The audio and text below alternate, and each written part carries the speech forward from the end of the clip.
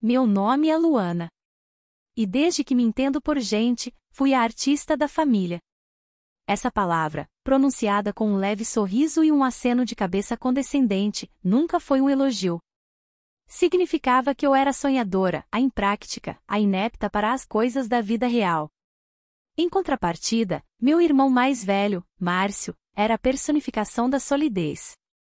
O pragmático, o homem de negócios, o herdeiro natural de tudo o que importava. Ele era o sol, e eu, a sombra que ele projetava. Nossos pais, Sofia e Luiz, cultivavam essa distinção com um zelo quase religioso. Márcio, o primogênito, era o futuro da família, o pilar que sustentaria o legado. Ele herdaria a tradicional empresa de importação de vinhos, um negócio que o meu avô havia construído com as próprias mãos. Para eles, o caminho de Márcio era claro, pavimentado com sucesso e respeito.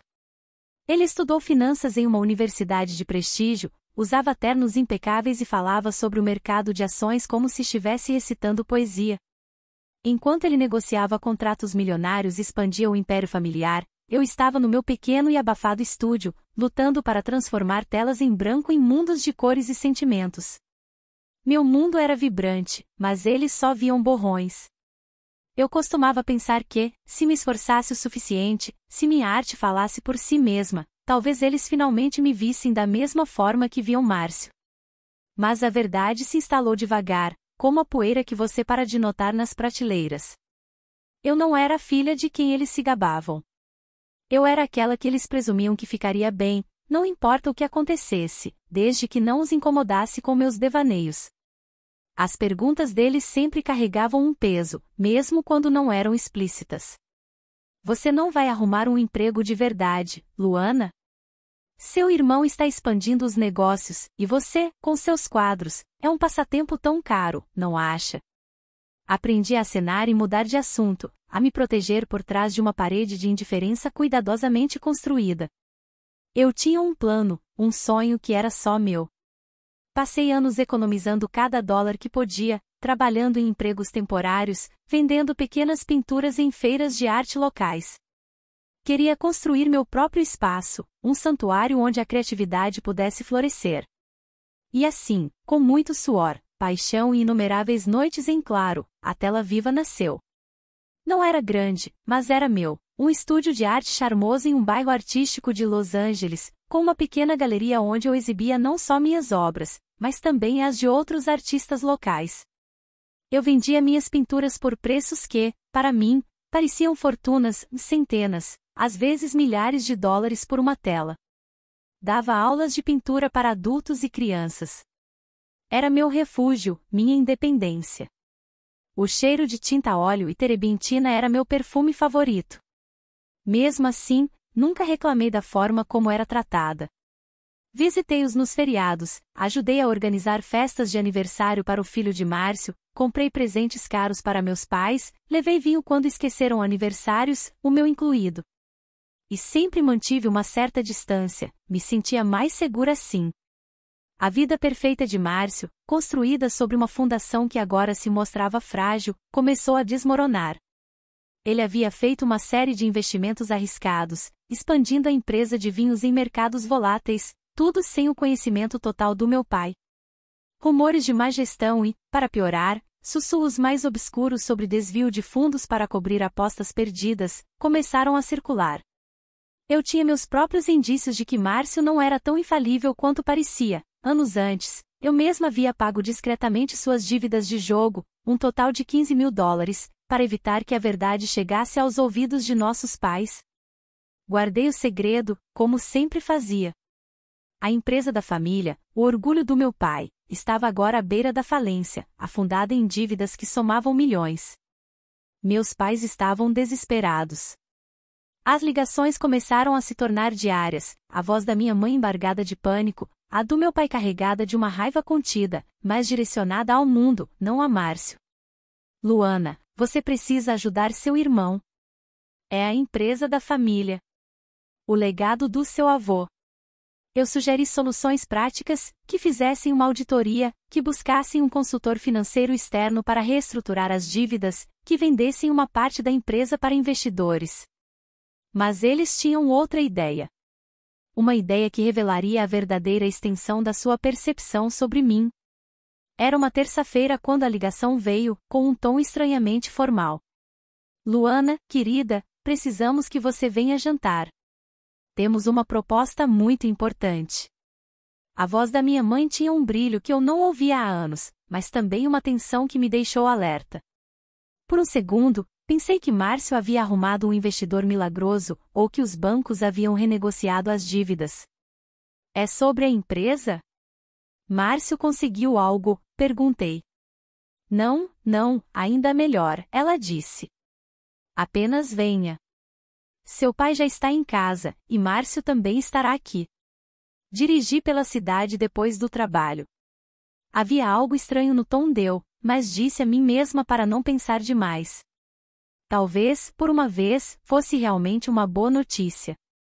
Quando entrei na sala de estar deles, o ambiente estava pesado, quase irrespirável. Eles já estavam sentados, alinhados no sofá. Na mesinha de centro, uma pilha de documentos grossos e um ar de solenidade forçada. Aí está ela, disse papai, levantando-se para me abraçar, e então me entregando a pasta. Dê uma olhada, Luana. Dentro, havia uma pilha de papéis com logotipos de bancos e termos jurídicos. No topo, um contrato de venda. O que é isso? Perguntei, sentindo um arrepio na espinha. É para a venda da sua galeria, Luana, mamãe radiou, um sorriso forçado nos lábios. Conversamos com alguns investidores. Eles estão interessados em a tela viva. O valor é excelente. $500. Não é maravilhoso? Eu pisquei. $500 mil. Era muito dinheiro. Mas era meu negócio, meu sonho. Vocês venderam meu estúdio? Não, querida, ela disse, a voz cheia de uma falsa doçura. Estamos te ajudando a vendê-lo. É o único jeito de salvar a empresa de Márcio. O dinheiro será usado para injetar capital e pagar as dívidas. Não é ótimo? Olhei para Márcio, que deu um pequeno aceno, mas não conseguiu me encarar nos olhos. Que ótimo para a empresa, eu disse, minha voz soando estranha e distante. Comecei a devolver a pasta. Não, esses são para você assinar, mamãe disse, empurrando-a de volta para mim. O que você quer dizer, para eu assinar? Perguntei. Papai pigarreou, ajustando os óculos. Conversamos sobre isso em família e decidimos que você venderá a tela viva. Você está economizando há anos. Não tem dívidas. Pode começar de novo. É o único jeito de salvar o negócio. Seu estúdio é um hobby lucrativo, mas a empresa de Márcio é o legado da família. Márcio não pode pagar as dívidas sozinho, mamãe acrescentou gentilmente, como se estivesse explicando algo óbvio para uma criança. Ele está fazendo tudo o que pode, mas a empresa precisa de uma injeção de capital massiva. E você tem um ativo. O cômodo ficou em silêncio. Senti todos os olhos em mim, como predadores encurralando sua presa. Vocês estão me pedindo para destruir meu negócio, o trabalho da minha vida, aquilo que mais amo na vida, para salvar a empresa do Márcio? Perguntei, a voz mal saindo. Márcio ainda não me olhava nos olhos. Depois que a crise financeira o atingiu, eu não tenho nada, Márcio murmurou, a voz quase inaudível, mas cheia de uma vitimização calculada. Não posso dar a eles o que precisam sem ajuda. Olhei para o contrato de venda novamente. O valor era assustador, mas a ideia de abrir mão do meu estúdio era ainda mais. Eu já paguei as dívidas de jogo dele antes, eu disse baixinho, lembrando a todos do meu sacrifício silencioso. E paguei as contas médicas da mamãe quando vocês estavam sem seguro, $15 mil de uma vez. Eu estou economizando há 15 anos para construir a minha independência, para ter o meu próprio caminho. Vocês sabem disso. E nós te criamos, querida, mamãe disse, estendendo a mão para minha, um sorriso falso e insistente no rosto. Nós fizemos tanto por você. Não é hora de retribuir? De mostrar gratidão? É uma questão de lealdade familiar. A palavra lealdade pairava no ar como uma névoa tóxica. Levantei-me, com o coração batendo forte, as mãos tremendo. Uma raiva fria começou a subir pela minha garganta. Vocês armaram isso? Compraram a minha venda, presumindo que eu cederia? Vocês negociaram meu negócio pelas minhas costas? Papai não negou, seu rosto endurecendo. Você não tem marido nem filhos, Luana. O que custa você ajudar? Sua voz era fria, cortante, como um caco de vidro. Sua arte é só um passatempo. Márcio é o futuro da família. Vai custar o meu sonho. Eu não vou fazer isso, eu disse, a voz embargada, mas firme. Isso é manipulação descarada. Isso é abuso. Vocês não veem o meu valor, apenas o que eu posso dar a vocês. Deixei a pasta na mesa, sem abrir, e saí antes que pudesse começar a gritar, antes que minhas lágrimas de raiva e humilhação pudessem ser vistas.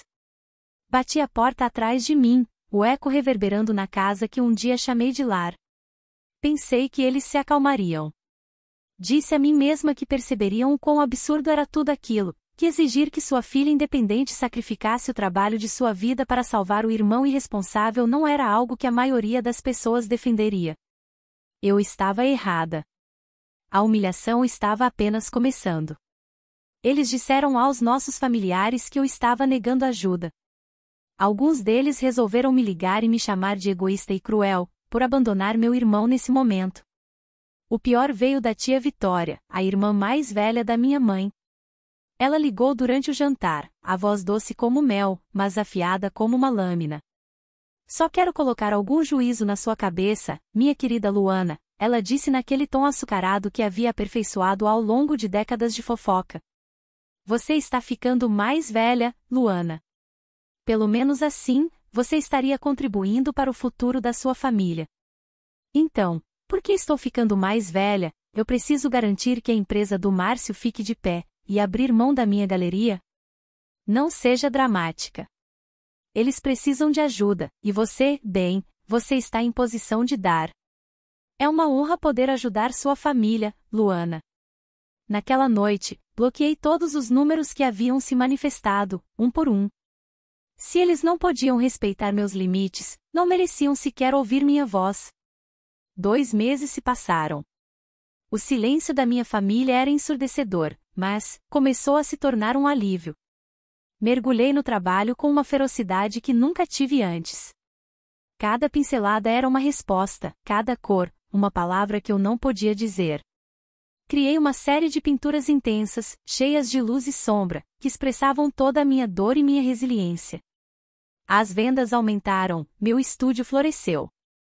Deixei o silêncio se tornar algo próximo da paz. Então, o envelope chegou. Chegou em uma quinta-feira, grosso, com aparência oficial, o carimbo do tribunal. Pensei que fosse papelada de seguro a princípio, mas quando o abri, meu estômago despencou. Estavam me processando. Sofia e Luiz Silva. Meus pais haviam entrado com uma ação civil formal. Estavam exigindo $500 mil em reembolso por investimentos feitos em minha carreira e bem-estar. A quantia era exata, o valor da venda do meu estúdio. Li 2 vezes, 3 vezes. Cada linha era mais fria que a anterior, um documento meticulosamente elaborado para me destruir. Listaram aulas de arte da infância, viagens de estudo, o custo de tintas e materiais, até mesmo apoio emocional durante a adolescência, que não consegui ler sem soltar uma risada amarga e histérica. Eles até tentaram contar as férias de quando eu tinha 10 anos.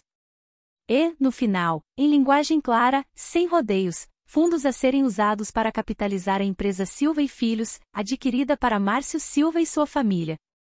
Eles não foram sutis. Nem fingiram que era uma questão de princípio. Era uma tática de guerra declarada. Chamei a melhor advogada que pude encontrar, doutora Helena Silva, uma mulher com quem eu já havia feito um contato anos antes para um projeto de arte para seu escritório. Ela usava óculos de armação fina, falava com uma calma de aço e não piscou uma vez enquanto eu explicava tudo, do início ao fim, as lágrimas escorrendo pelo meu rosto enquanto revivia anos de submissão e invisibilidade. Eles não têm direito legal ao seu dinheiro, Luana, ela disse categoricamente, folheando o processo com desdém. Os pais são obrigados a prover para seus filhos menores. Não há expectativa legal de reembolso por despesas de criação. Isso é um absurdo, uma afronta à lógica. Então, por que me processar? Perguntei, a voz embargada. Helena encolheu os ombros. Tática de pressão. Eles acham que você cederá para evitar o tribunal, para evitar o escândalo. Ou realmente acreditam que você deve a eles. Mas a verdade é que isso é uma tentativa de extorsão emocional e financeira, disfarçada de processo legal. Senti-me dormente, depois com raiva, depois envergonhada por sentir qualquer um dos dois. Mas sob a vergonha, uma chama de determinação começou a queimar. Nas 3 semanas seguintes, juntei tudo. Trabalhei com Helena incansavelmente, revirando cada canto da minha memória e dos meus registros financeiros. Encontrei provas dos $15.000 que paguei pelas dívidas de jogo de Márcio. Localizei o comprovante do cheque de $20.000 que dei ao meu pai para o carro novo dele, quando ele alegou estar sem dinheiro. Minha mãe precisou de uma cirurgia de emergência e o seguro não cobria, eu paguei os $15.000 do hospital sem questionar. As transferências bancárias para meus pais ao longo dos anos, $500 aqui, $1.000 ali, para ajudar com emergências que nunca eram explicadas. Mensagens de texto da minha mãe pedindo apenas uma pequena ajuda. Encontrei recibos que não lembrava de ter guardado, de materiais de arte que eu mesma paguei, de viagens de estudo que eles alegavam ter financiado. Puxei registros de contas de e-mail antigas. Cada linha era uma memória que eu não havia pedido para reviver, mas que agora se tornava munição. Então chegou a data do tribunal. Usei roupas sociais simples e confortáveis, de um tom terracota que me trazia calma. Levei apenas o que precisava. Minha tia-avó paterna, Dona Cecília, a única pessoa na minha família que sempre me viu como eu realmente era. Ela era uma mulher de poucas palavras, mas sua presença era um bálsamo. Apareceu em silenciosa oposição ao próprio filho, meu pai. Vovó apertou minha mão antes de entrarmos. O que eles estão fazendo não está certo, Luana, ela sussurrou, os olhos fixos nos meus, uma força inabalável nela. Mas você já sabe disso. Do outro lado do corredor, meus pais sentavam com Márcio ao lado deles. Ele olhava para qualquer lugar, menos para mim, a vergonha e talvez algum ressentimento pintados em seu rosto.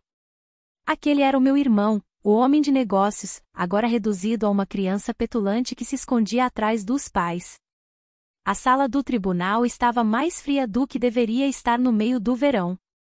As paredes eram bege, o carpete fino. Meus pais sentaram à esquerda, Márcio entre eles, tias e tios atrás, pessoas que não me mandavam um cartão de aniversário há anos, agora ali para apoiar a família, para me ver sucumbir. Do meu lado, apenas a vovó Cecília, meu porto seguro em um mar de traição. Então, o juiz entrou. Ele parecia ter uns 60 anos, grisalho nas têmporas, óculos baixos no nariz. O tipo de homem que não se apressava em falar porque já tinha ouvido todo tipo de mentira. Sua expressão era de cansaço, mas seus olhos, de sabedoria. Meu pai se levantou primeiro, com uma postura ensaiada. Vossa Excelência, ele começou, a voz tremendo ligeiramente, mas tentando soar autoritária. Não somos pessoas irracionais, mas investimos nossas vidas, nosso dinheiro, nosso tempo na criação de Luana. A empresa da família está em risco. Estamos apenas pedindo uma parte de volta para ajudar nosso outro filho e sua família a sobreviver. Ele gesticulou em direção a Márcio, que encolheu os ombros. O juiz não piscou. Especificamente, ele disse, virando uma página, o que vocês gastaram na educação dela depois que ela completou 18 anos? Os documentos aqui citam $80.000 em mensalidades universitárias. Mamãe e papai trocaram olhares nervosos. Papai pigarreou. Bem, naquela época, Márcio tinha acabado de se formar e estava assumindo a empresa. Estávamos ajudando ele e a esposa a se estabelecerem. E não tínhamos dinheiro para as 2 faculdades. Então, o juiz esclareceu, sua voz neutra, mas cortante, vocês não contribuíram para as despesas da faculdade da Ré? Ela, a propósito, formou-se com louvor e montou um negócio de sucesso do zero. Não, mamãe disse rapidamente, quase em um sussurro, tentando desviar o golpe. Mas meu irmão, o tio de Luana, sim. E como ele é meu irmão, eu argumentaria que o apoiamos indiretamente com moradia, etc. por um tempo. Helena se levantou, calma, metódica, com sua pasta de documentos. Vossa Excelência, temos documentação que mostra que a senhora Luana Silva é financeiramente independente desde os 18 anos. Além disso, ela forneceu repetido apoio financeiro tanto aos pais quanto ao irmão, cobrindo emergências e dívidas significativas. Ela entregou o arquivo ao juiz, que o recebeu com um aceno de cabeça, transferências bancárias, recibos de despesas médicas, e-mails de Márcio pedindo dinheiro. Isso inclui $15.000 em pagamentos por dívidas de jogo do irmão dela, $20.000 para um carro para o pai dela, e $15.000 em pagamentos de contas médicas para a mãe dela. Além de múltiplos depósitos diretos para os pais dela em momentos em que eles relataram dificuldades financeiras. E, por último, mas não menos importante, recibos que provam que a senhora Luana Silva pagou a maior parte de suas mensalidades universitárias e todos os seus materiais de arte desde o primeiro dia. O juiz revisou os documentos em silêncio, então levantou os olhos, sua expressão ilegível. Então, a Ré não estava recebendo apoio, mas dando, correto? Helena disse, a pergunta pairando no ar. Minha mãe se mexeu na cadeira, visivelmente desconfortável. Esse dinheiro não é relevante, ela argumentou, a voz fraca. Estamos falando sobre o custo de criá-la, comida, moradia, orientação emocional. É uma dívida de vida. Por que exatamente? O juiz perguntou, ignorando a interrupção. Vocês precisam de $500.000 agora. Mamãe hesitou. Olhou para Márcio, buscando apoio. Para ajudar Márcio a quitar as dívidas da empresa da família, ela disse suavemente, como se a resposta fosse óbvia. Um silêncio pesado caiu sobre o tribunal. A desculpa deles havia sido exposta em sua crueza. O juiz se virou para Márcio. Senhor Silva, o senhor acredita que sua irmã deveria ser responsável pelos seus fracassos financeiros e pela dívida da sua empresa? Márcio finalmente olhou para cima, o rosto contorcido em uma mistura de raiva e humilhação. Ela não é casada. Ela não tem filhos. Eu sim. Tenho responsabilidades. E isso cria uma obrigação financeira sobre sua irmã? O juiz perguntou, a voz agora mais incisiva. Somos família. O juiz ergueu uma sobrancelha, um brilho de desaprovação em seus olhos. Eu também não sou casado. Devo pagar as dívidas do meu irmão ou os custos da empresa da minha irmã. Família significa apoio mútuo, não exploração. Márcio piscou. Não disse nada. O juiz voltou-se para meus pais, a paciência visivelmente esgotada. Vocês apoiaram financeiramente Luana depois que ela se tornou adulta? Estávamos ajudando Márcio, meu pai repetiu, teimosamente. Então, vocês priorizaram um filho em detrimento do outro, ele disse claramente, sem acusação, apenas um fato frio e duro. E agora, buscam compensação de uma filha que, comprovadamente, os apoiou financeiramente por anos, enquanto vocês direcionavam seus recursos e atenção a outro filho. Isso, senhor e senhora Silva, é um comportamento questionável, no mínimo. Eles não responderam. Quando saímos da sala do tribunal, a vovó me abraçou primeiro, apertando-me com força. Você foi firme, minha neta, ela disse, a voz embargada pela emoção. Isso é mais do que posso dizer por qualquer outra pessoa naquela sala. Eu não tinha certeza se tinha ganhado. Ainda não. Mas, pela primeira vez em muito tempo, eu não era a que estava em julgamento. A verdade havia sido dita em voz alta, para todos ouvirem. E isso, por si só, era uma vitória. O veredito veio uma semana depois. A sala do tribunal parecia menor na segunda vez, talvez porque eu finalmente estivesse respirando ali dentro. O juiz não desperdiçou palavras. Sua voz era clara e ressonante. Após revisar as provas, considero a alegação dos autores sem mérito. Senhor e Senhora Silva, a responsabilidade financeira de criar um filho não lhes dá direito a reembolso uma vez que esse filho se torna adulto. Ele olhou para suas anotações, então levantou os olhos, encarando meus pais diretamente. De fato, as provas sugerem que a senhora Luana Silva já forneceu apoio financeiro significativo tanto a vocês quanto ao seu irmão, demonstrando uma generosidade que não foi correspondida. Francamente, considero o comportamento de vocês em relação à sua filha descarado e decepcionante. Isso é um absurdo. O pedido de vocês foi negado. Eu não celebrei. Não chorei. Apenas fiquei ali, enquanto Helena sorria e vovó apertava meu braço, e vovó sussurrava: "Você está livre, minha querida." Livre. Pensei que tinha acabado. Mas ainda não tinha. Meses se passaram, meses de silêncio absoluto. A tela viva prosperou de uma forma que eu nunca imaginei. Ganhei novos clientes, expandi para um espaço maior, contratei uma assistente e meu trabalho foi destaque em algumas revistas de arte locais. Pintei meu novo estúdio de um amarelo vibrante, o sol irradiando da parede. É tranquilo aqui. Nenhuma voz levantada, nenhuma pergunta que eu não quero responder. Vovó Cecília me visita com frequência. Ela ainda me lembra de trancar as janelas à noite, mesmo tendo um sistema de segurança robusto. Elas não falam dos meus pais, a menos que eu pergunte. E raramente pergunto. A ferida ainda estava lá, mas estava cicatrizando. Durmo melhor agora. Márcio, pelo que ouço de outros parentes distantes, perdeu a empresa. Tentou reerguer um pequeno negócio de consultoria com meus pais, mas enfrentam dificuldades financeiras e de reputação.